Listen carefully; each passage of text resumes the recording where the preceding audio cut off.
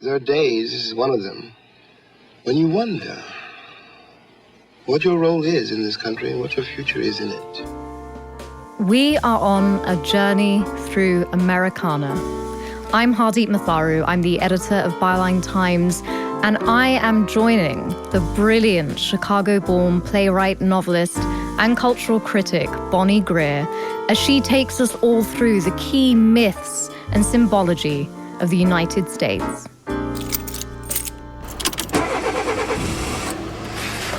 Hello and welcome to the show. I'm Hardeep Matharu. I'm the editor of Byline Times. I will be joined by some remarkable guests.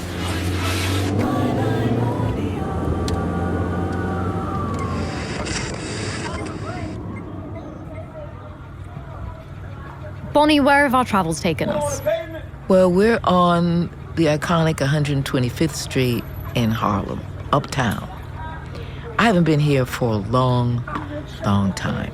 So let me just grapple with the changes and maybe not even talk about, the way it is now, because in many ways I don't know what the way it is now. But I can tell you, when I first came to Harlem, I guess every Black American, every African American has gone to Harlem, either in our minds, in our music, in our hearts at some point in time back in the day.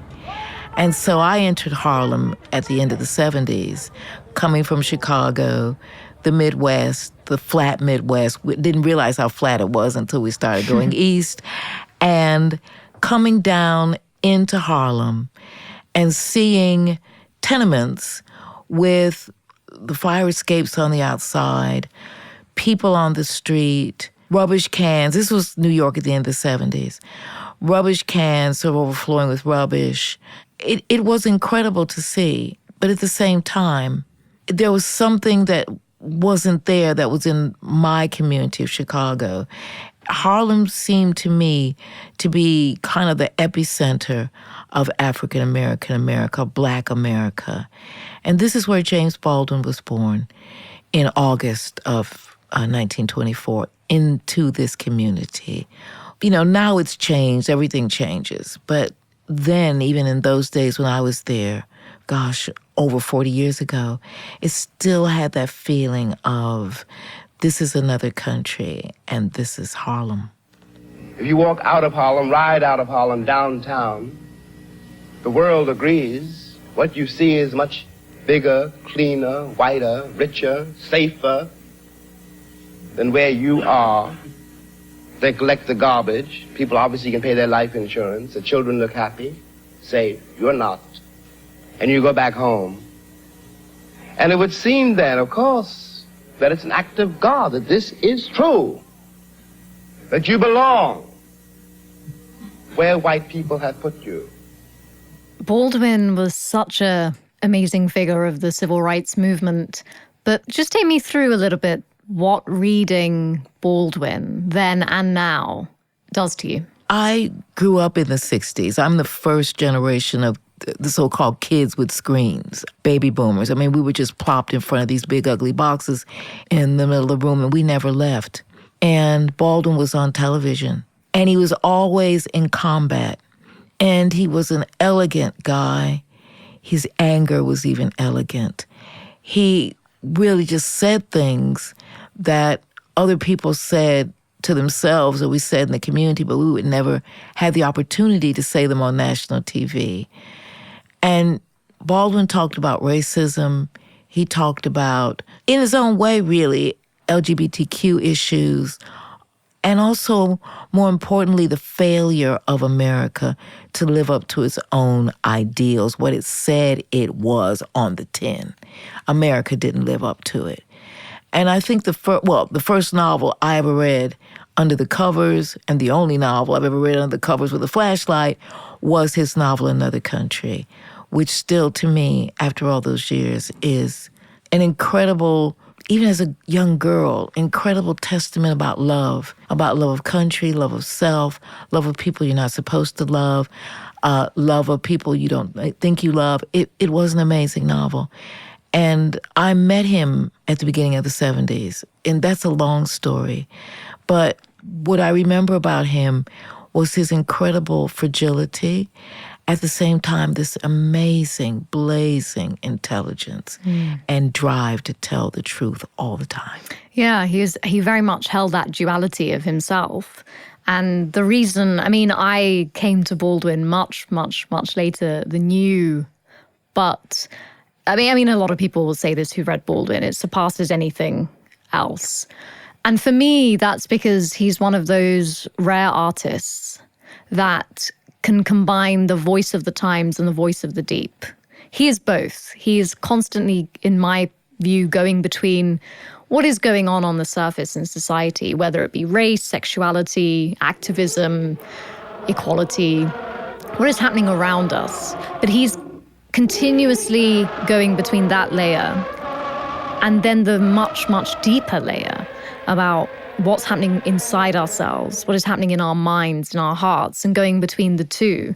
And certainly when I read him, he is one of the masters of that. You know, you feel intellectually stimulated as well as emotionally activated when you read him. But you know, Hardeep, everything you're saying, and this is what I'm saying in the book that I'm writing, that's one of the reasons my generation tried to kill him. Because we were the Black Power generation. There was no space for James Baldwin. There was no place for nuance, for investigation beyond the Black experience. James Baldwin tried to bring people together and to soothe them in the process, even as he was telling them the truth. My generation, those of us who came up in the 60s, said, why do we have to do that with white people? We don't have to do that with white people. And why are you doing that with white people? Well, Malcolm said everything. Frequently, a white face goes with a white mind. Mm-hmm. Occasionally, a black face goes with a white mind. Mm-hmm. Very seldom, a white face will have a black mind. So this notion that is hating white people the answer to these problems? I mean, Baldwin was very much of the view that white people in the process of dehumanizing black people were dehumanizing themselves. I mean, these are sorts of nuances that people in the black community, in the Black Power movement at that time didn't want to hear. Not only didn't we want to hear, we didn't want anybody to say that.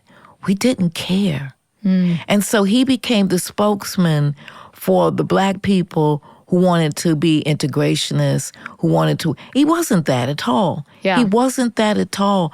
But what we did was we metaphorically drove him out of all of the sort of high levels. You know, James Baldwin never won a prize in the United States of America. Never. He never won the Pulitzer. He never won anything.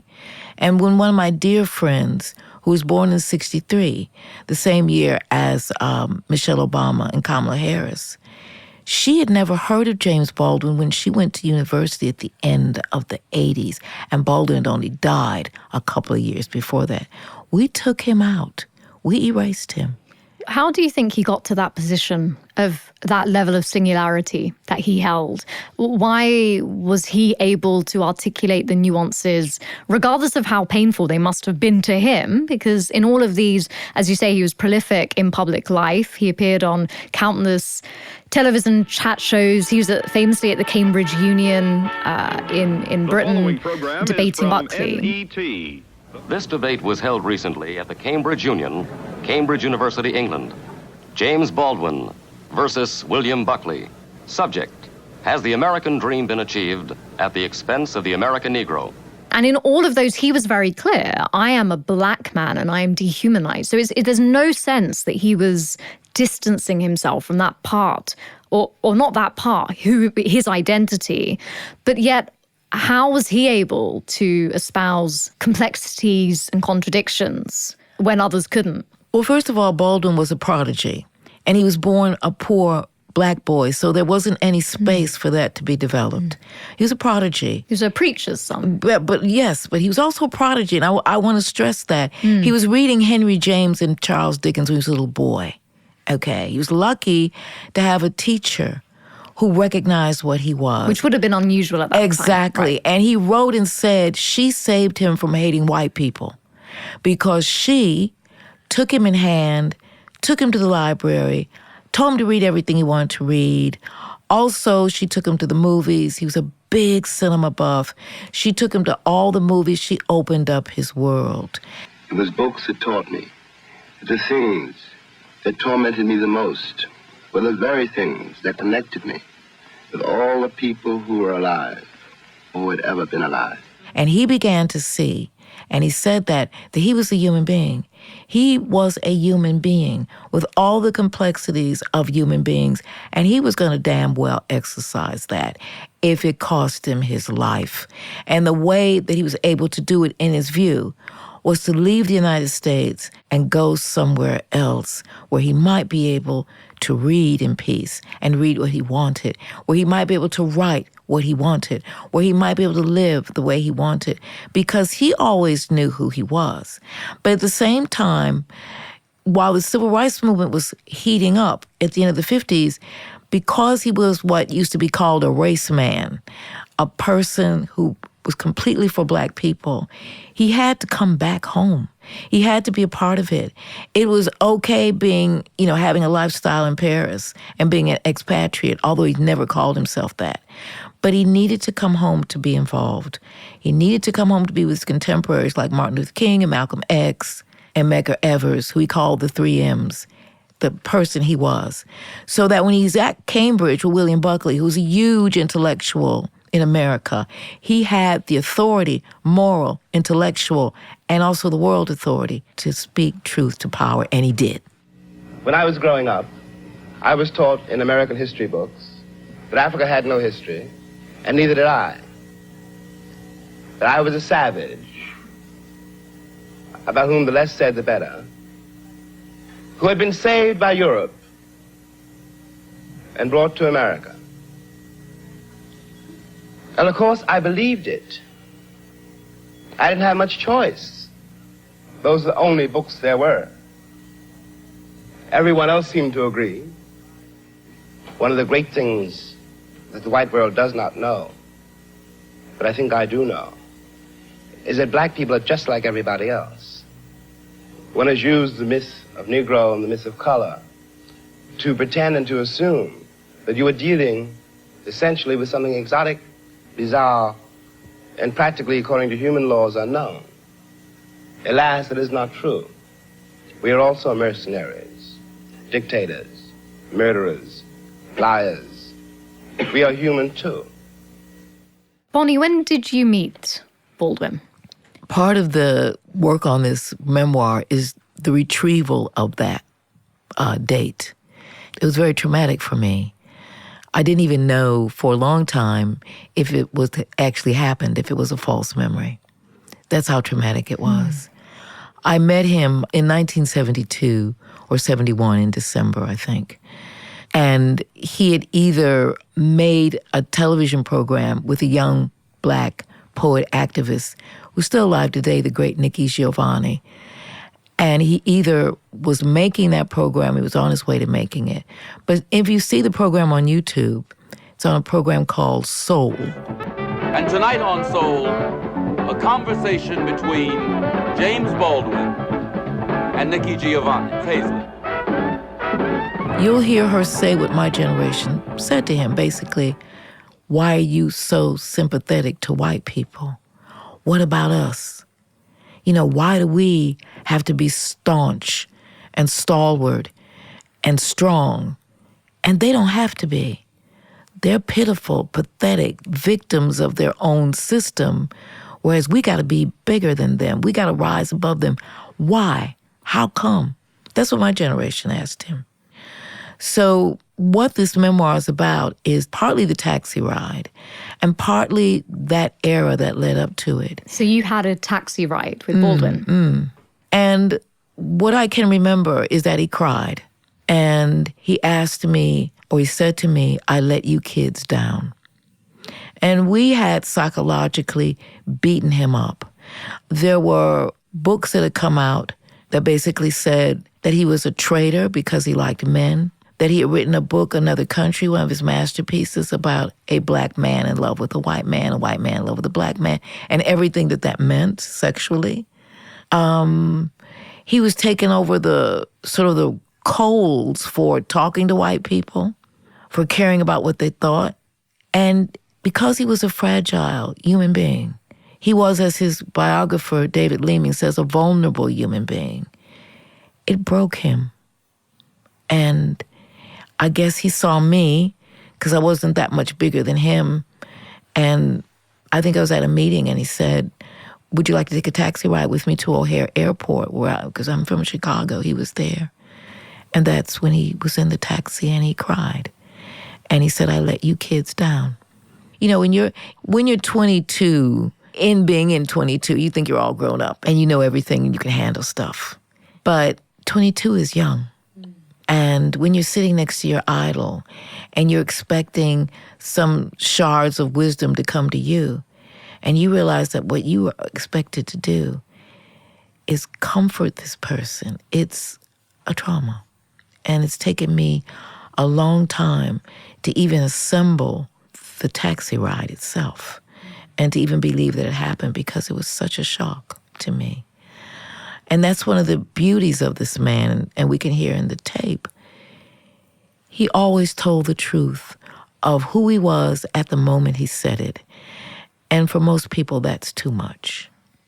Do you remember your reaction to him saying that? My physical reaction, we were sitting in a taxi cab, and I was in the back seat with him. I moved toward the door, and even when the taxi was moving. And I think there was a part of me trying to get out, because it was so overwhelming emotionally that I didn't know what to do.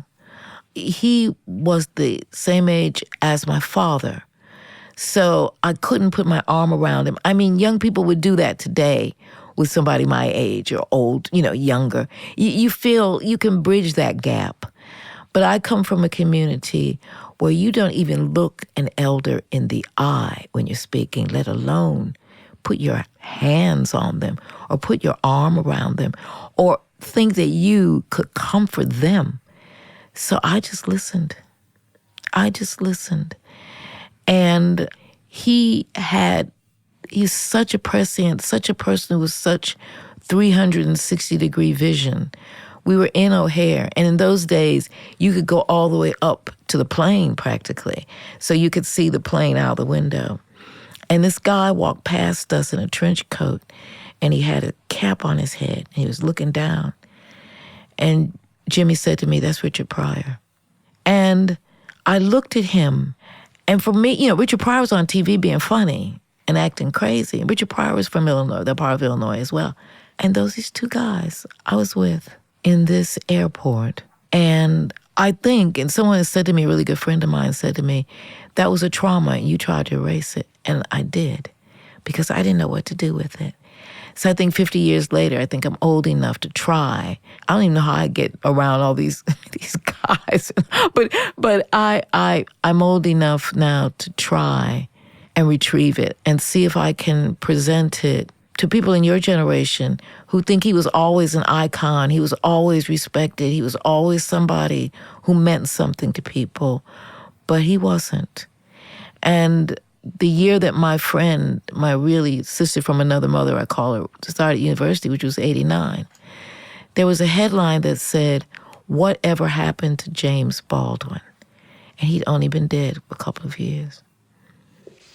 I was 7 years old 47 years ago, and nothing has changed since then. Look. I don't mean it to you personally. I don't even know you. I got nothing against you.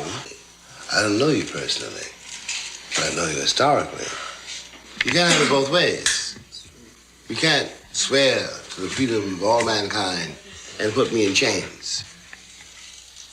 The American sense of reality is dictated by what Americans are trying to avoid. And if you're trying to avoid reality, how can you face it? If you don't know what is going on in the ghettos of this nation, in the hearts and minds of women and men you see every day, you don't, first of all, in that case, you don't really know what's going on in your own heart and mind. And you have no way of knowing what's going on in the hearts and minds of millions of people on this globe. I want to thank you for sharing that story, Bonnie, because I'm looking across at you as you're saying it, and I can see it's difficult. I can see the trauma of it. But the reason I'm saying thank you is because as somebody who, as I said, has come to Baldwin fairly recently, I feel what you've said does encapsulate the truth that he was able to articulate, the messiness of it, the complexity, the contradiction, which you always sense he's exploring within himself and America. And in many ways, it makes more sense to me that he was essentially deconstructing himself in that cab ride. He's very acclaimed, very articulate, sophisticated, elegant man. And yet he actually is just a human being who is deeply conflicted within himself. And I actually think his ability to explore that contradiction within himself, not just in terms of his race, in terms of sexuality, in terms of perceptions, generally, a perception of a black man, a perception of who is James Baldwin, because I think in that moment, there's James Baldwin and there's Jimmy Baldwin in the cab. And so for me, the fact that he had that complexity and that fragility and that vulnerability, which was within him, as well as being the figure that we all know him for, it kind of, for me, is even more real. It lends even more humanity to his work. You know, what I would say to young people today is Baldwin was a high aesthete. He had very high standards of beauty, and he hated his own face. His face did not meet his standards of beauty. He hated his face. And if you walk around hating your body, and I think a lot of young people feel that to a certain extent today about their person, about themselves. Well, he did.